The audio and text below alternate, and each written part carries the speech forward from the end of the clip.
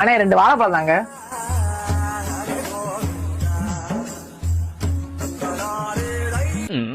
அண்ணே எவ்வளோ? வெறும் 10 ரூபா தான் தம்பி.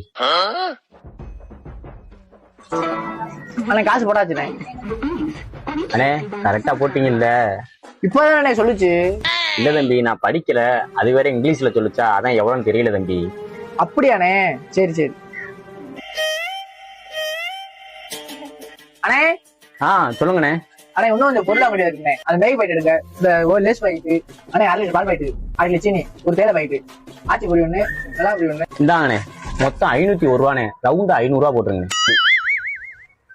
அண்ணே அதுல போட வேணாம்ண்ணே. இல்லண்ணே, அது சில்லற அக்கௌண்ட், என் ஒய்ஃப் போட்டுனே. நம்ம அதிகமா இருந்தப்பல என் அக்கௌண்ட்ல தானே போடுவேன், இதுல போட்டுருக்கனே. அப்படியாண்ணே? சரிண்ணே சரிண்ணே.